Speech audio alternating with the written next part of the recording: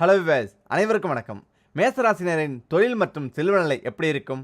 ஒவ்வொரு ராசினரும் அவர்களின் ராசி அதிபதியை பொறுத்து தனித்துவமான குணத்துடன் இருப்பர். அந்த வகையில் மேசராசினர் எப்படிப்பட்ட வாழ்க்கை, எந்த வகையான தொழில் செய்வார்கள் மற்றும் அவர்களின் செல்வ நிலை எப்படி அமையும் என்பதை பார்ப்போம். தொழில் அமைப்பு. மேசராசிக்காரர்களுக்கு பொதுவான தொழில் அமைப்பு பத்திரிகை, கணிதவியல், மருந்து கடை, சுரங்கம், மருத்துவர், பொறியாளர், விளையாட்டு, வாகனம், ரேடியோ ஆகியவற்றில் பணியாற்றினால் சிறப்பாக இருக்கும். இந்த பணிகளில் ஏதேனும் ஒன்றில் இருந்தால் அவர்களுக்கு பணம் கொட்டும். மேசராசிக்காரர்களுக்கு கடகம், சிம்மம், விருச்சிகம், தனுசு மற்றும் மீனம் ராசிக்காரர்களுடன் கூட்டணி அமைத்து தொழில் செய்தால் சிறப்பு. இந்த ராசிக்காரர்களை நண்பர்களாக வைத்துக் கொள்வதும் நல்லது. செல்வ வளம் எப்படி? மேசராசிக்காரர்கள் மின்னல் வேகத்தில் முன்னேறுவதில் மேசராசிக்காரர்களுக்கு இணையானவர்கள் யாரும் இல்லை. எதிலும் வெற்றியோகம்தான். இவரது பணப்புழக்கம் மிகவும் சிறப்பாக இருக்கும். தலை சிறந்த தலைவராகவும் புகழ்பெற்றவராகவும் இருப்பார். செவ்வாய் கிரகத்தின் பார்வையில் இருப்பதால் எந்த காரியத்தையும் வெற்றிகரமாக முடிப்பார். உடல்நல குறைபாடுகள் ஏற்பட்டிருக்கும். மேசராசிக்காரர்கள் இரத்தத்தை சுத்திகரிக்கும் வகையிலான உணவுகளை உண்ண வேண்டும். ஏனெனில் இவர்களுக்கு பெரும்பாலான வியாதிகள் இரத்த சம்பந்தமாகவே இருக்கும். அடிக்கடி தண்ணீர் குடித்தல், மதியம் ஏதேனும் ஒரு பழரசம், இரவில் பால் அருந்துதல் நலம் தரும். மேசம் மற்றும் கடகராசிக்காரர்களுக்கு சந்திராஷ்டம தினங்களில் விரதம் இருப்பது சிறப்பு.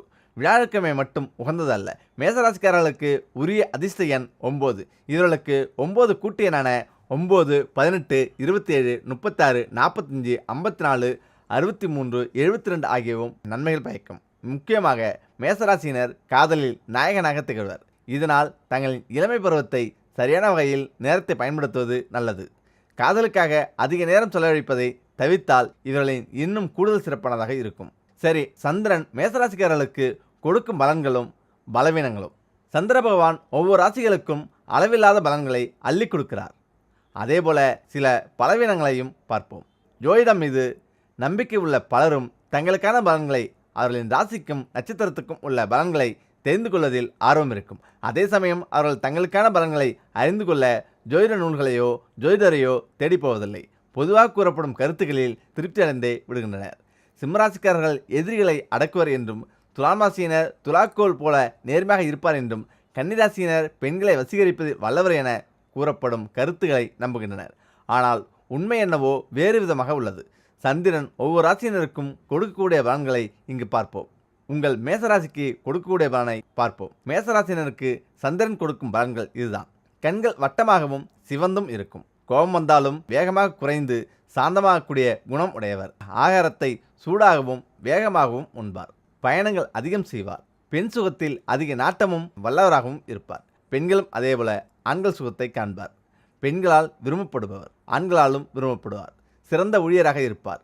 சகோதரர்களுக்குள் முதல்வனாக இருப்பவர். நிலையில்லா செல்வத்தை பெற்றவர். அதாவது வாழ்க்கையில் வரவும் செலவும் சரியாக இருக்கும். இவரது துணையால் இவர் முன்னுக்கு வர நிறைய வாய்ப்புகள் உள்ளது. கால்முட்டியில் நோய் வரலாம், எச்சரிக்கை தேவை. நகங்களில் வலிமையற்றதாக இருப்பார். தலையில் மறு அல்லது வடு இருக்கலாம். சண்டை போடுவதில் பிரியம் காட்டுவார். கைகளில் வடு அல்லது மறு உள்ளிட்ட அடையாளங்களை பெற்றவர். நீர்நிலைகளை கண்டு பயம் கொள்வார். உங்கள் வீட்டில் இந்த பொருட்கள் எல்லாம் வறட்சியானால் பணப்பெட்டியும் வறட்சியோடு தான் காணப்படும். பிறகு வறுமை விடாமல் வந்து ஒட்டிக்கொள்ளும். அதனால் வீட்டில் அதிர்ஷ்டம் ஏற்பட பணம் எப்பொழுதும் நிறைய இதை செய்யுங்கள். வறண்டு போன பூமி, வறண்டு போன கிணறு, வறண்டு போன ஏரி, ஆறு, குளம் என்று எதுவுமே பயனளிக்காத ஒன்றுதான்.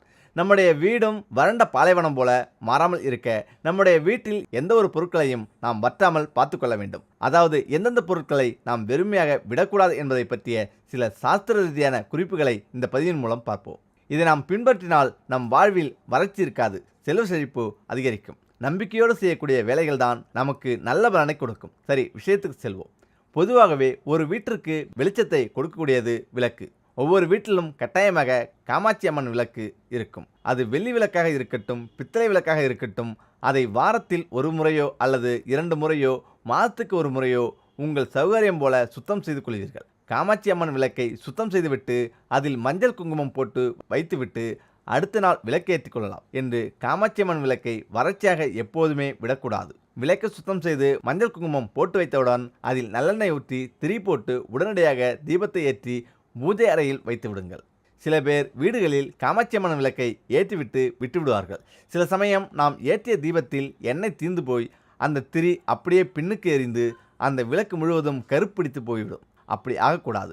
ஆகவே எண்ணெய் ஊற்றி திரி போட்டு அந்த திரிக்கு மேலே ₹1 நாணயமோ அல்லது ₹5 நாணயத்தையோ போட்டு வையுங்கள்.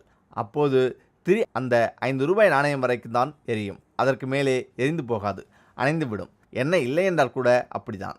அடுத்ததாக, நாம் ஒவ்வொரு வீட்டிலும் மகாலட்சுமி ரூபத்தில் இருப்பது பால். அதுவும் பசும்பாலாக வாங்குவது நம்முடைய வீட்டிற்கு நிறைய லட்சுமி கடாட்சத்தை கொடுக்கும்.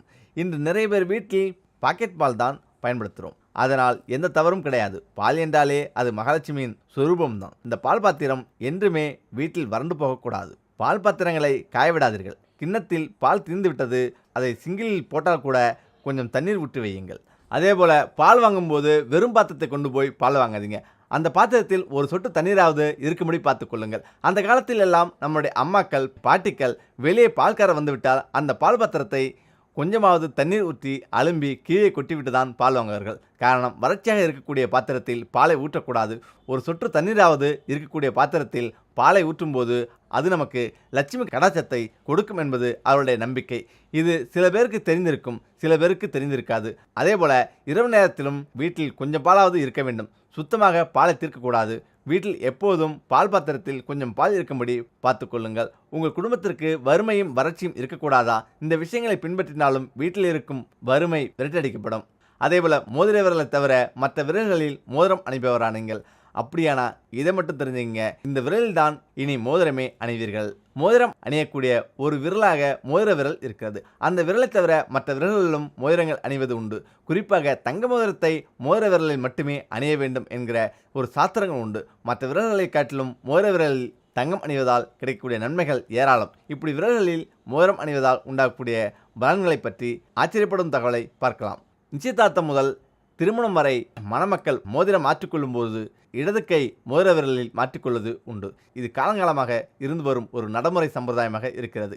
இதனால் இதயத்துடன் ஒரு தொடர்பு ஏற்படுவதாகவும் நம்பப்படுகிறது. அதனால்தான் வலது கையை காட்டிலும் இடது கை மோதிர விரலில் மோதிரம் அணிவது சிறப்புக்குரியதாக இருக்கிறது. மோதிர விரலை தவிர சிலர் கட்டை விரல், ஆள்காட்டி விரல், நடுவிரல், சுண்டு விரலில் கூட மோதிரங்கள் அணிவதை நாம் பார்த்திருப்போம். கட்டை விரலில் மோதிரம் அணிவதால் நாட்பட்ட நோயிலிருந்து கூட நாம் மீள முடியும் என்கிறது ஜோதிட சாஸ்திரம். கற்கள் ஏதும் இல்லாத கைகளுக்கு சரியான பொருத்தமுள்ள ஒரு வெள்ளி மோதிரத்தை கட்டை விரலில் நீங்கள் அணிந்து கொண்டால் ஆரோக்கியம் மேம்படுவதாகவும் கூறப்படுகிறது. எனவே கட்டை விரலில் மோதிரம் அணிந்தால் வெள்ளியில் அணிந்து கொள்ளுங்கள். பொதுவாக பெண்கள் இப்போது ஆள்காட்டி விரலில் மோதிரம் அணிவதை விரும்புகிறார்கள். கைகளை அசைத்து அசைத்து பேசும்பொழுது அந்த மோதிரமும் பளிச்சென்று தெரியும். இதனால் ஆள்காட்டி விரலில் மோதிரம் அணிபவர்கள் தன்னம்பிக்கையுடன் இருப்பார்கள். இவர்களின் எதிர்காலம் அவர்கள் நினைத்தபடி அமையும். குடும்பம், படிப்பு, வேலை என்று எதில் ஈடுபட்டாலும் அதில் பொறுப்புடன் நடந்து கொள்வார்கள். ஆளுமைதிறன் அதிகரிக்க ஆண் பெண் இருபாலரும் ஆள்காட்டி விரலில் மோதிரம் அணியலாம். நடுவிரலில் மோதிரம் அணிந்தால் வசீகரமாக தோற்றமளிப்பார்கள். உங்களுடைய கைகள் ரொம்பவே அழகாக தெரியும். இதனால் உங்களுடன் இருப்பவர்களுக்கு உங்கள் மீதான ஈர்ப்பு அதிகரிக்கும். திருமண பருவத்தில் இருப்பவர்கள் நடுவிரலில் மோதிரம் அணிந்து கொள்ள முயற்சி செய்யலாம். நடுவிரலில் மோதிரம் அணிய வேண்டுமென்றால் தங்கத்தால் அணிவது ரொம்பவும் சிறப்புக்குரியது. காதலர்கள் அல்லது தம்பதியர்களுக்குள் பிரச்சனைகளை குறைக்கக்கூடிய ஆற்றலும் நடுவிரல் மோதிரத்துக்கு உண்டாம். இந்த எல்லா விரல்களையும் தாண்டி சிலர் சுண்டு விரலில் மோதிரம் அணிவதை பார்த்திருப்போம். பொதுவாக சுண்டு விரலில் மோதிரம் அணிவது ஔசரியத்தை ஏற்படுத்துகிறது. குறிப்பாக தங்க மோதிரத்தை சுண்டு விரலில் அணிவது துரதிர்ஷ்டத்தை கொடுக்குமாம்.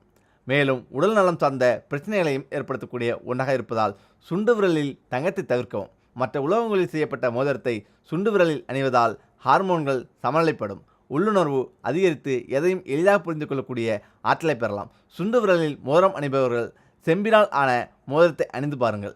அதிர்ஷ்டம் உங்களை தேடி வரும். எந்த விரலில் மோதிரத்தை அணிந்தாலும் உங்கள் கைகளில் பணப்புழக்கம் இருக்க மோதிர விரலில் மோதிரம் அணிவதுதான் முறையாகும்.